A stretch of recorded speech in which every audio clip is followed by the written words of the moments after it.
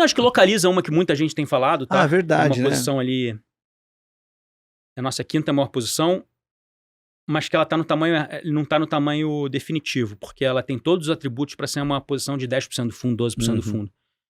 São pessoas extraordinárias que a gente conhece há muito tempo, muito capazes, muito alinhadas, que a gente tem uma relação há muitos anos, muito, muito íntegras. E um negócio que demonstrou, quer dizer, uma empresa que demonstrou ter construído capacitações e diferenciais muito grandes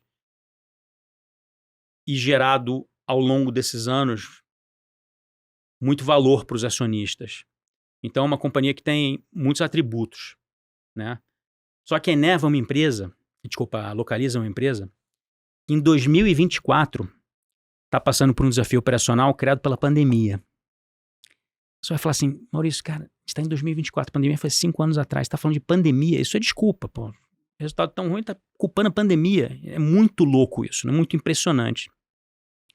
E por que isso? Porque muitos negócios têm ciclos longos. Então, por que o pós-pandemia está influenciando a Localiza agora, a partir do quarto tri de 2023? Porque, na verdade, é quando ela está girando os carros que ela comprou em 2021 e 2022, que foi uma safra de carros muito impactada pela pandemia, porque, como todos nós lembramos, assim, teve uma quebra de suprimento de microprocessador. Isso gerou uma quebra muito grande de oferta de carros. E quando você tem uma redução da oferta de carros, obviamente os preços sobem. Então, os preços de carros subiram muito e a disponibilidade de carros estava baixa mesmo. Então, enfim, não vou entediar vocês muito com muitos detalhes, mas a Localiza acabou renovando a sua frota em 2021, 2022, uma frota que em 2023 e 2024 se mostrou uma frota muito pouco rentável, porque talvez a maior componente de custo de um negócio de aluguel de carro é a depreciação do carro, ou seja, a diferença do preço que você pagou pelo carro do preço que você vai vender daqui a X anos. Então, quando você você compra esse carro, você tem uma estimativa de depreciação. Mal comparando, é como se fosse, quando você dá crédito, você tem uma estimativa de perda, tá? Nesse caso, uma estimativa de depreciação. A depreciação realizada dessa safra de 21 e 22 foi muito mais alta do que se esperava, tá? Não só pelo preço que foi pago, mas também porque eles tiveram, né? Porque como não tinha muito carro para comprar e os preços estavam muito altos, os descontos estavam baixos, eles tiveram que envelhecer a frota. A frota que historicamente eles vendiam os carros com 15 meses, eles passaram a vender carros com 30 meses. Então é outra lógica, a operação de seminovos teve que ser reestruturada também. Mudou muito a operação e a rentabilidade sofreu muito. Então, é mais um caso de uma companhia que estava naquele grupo lá seleto de empresas extraordinárias, com histórico, incríveis, mesmo em períodos de dificuldade, que apresentou em algum momento do tempo, nesses últimos anos, um desempenho operacional frustrante, né?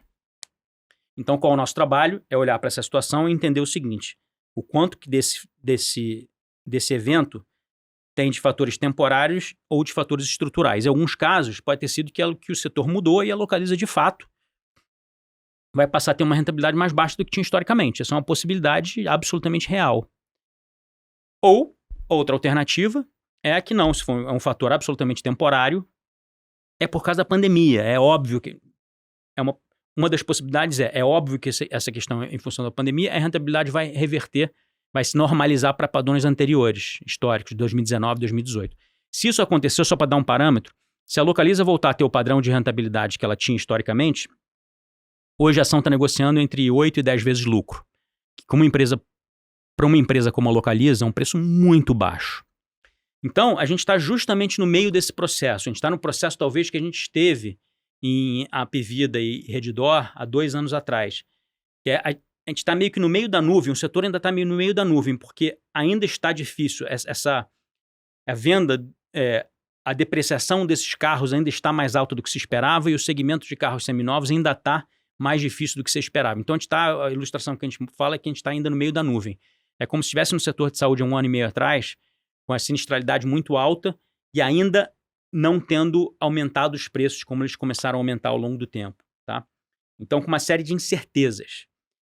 Mas a gente está gastando muito tempo nosso, então nesse meio do caminho a gente está com uma posição de 5% que a gente veio construindo ao longo dos últimos 12 meses, gradualmente, está fazendo muitas interações com a companhia. Interações essas que até agora, reforçam muito as capacitações específicas deles, do time. Fizeram um processo de sucessão, que é sempre um processo muito difícil, sucessão de CFO, sucessão de CEO. que nos parece um processo muito bem sucedido até agora. Então, as capacitações internas nos parecem muito presentes, os diferenciais de capacidade de compra de carro, custo de capital, permanecem lá na nossa visão. Só que tem sempre uma dúvida em relação ao quanto o setor mudou, né? E o setor, como tudo, né, todos os setores são dinâmicos, ele pode ter mudado. Tem uma dinâmica importante aí de aumento do preço dos carros. Os carros no mundo tiveram um aumento real de preço muito alto. Isso pode impactar a depreciação estrutural dos carros, que é uma componente, como eu falei, uma componente de custo muito importante. Você tem a questão dos carros chineses. Até inclusive vi o episódio do Pedro Sherman, que é um grande ex-colega e amigo meu, e ele mencionou essa questão dos carros chineses, que é uma dúvida, tá? De que forma os carros chineses, né, que uma das prioridades estratégicas da China é desenvolver o segmento de carros elétricos, né, a indústria local de carros elétricos.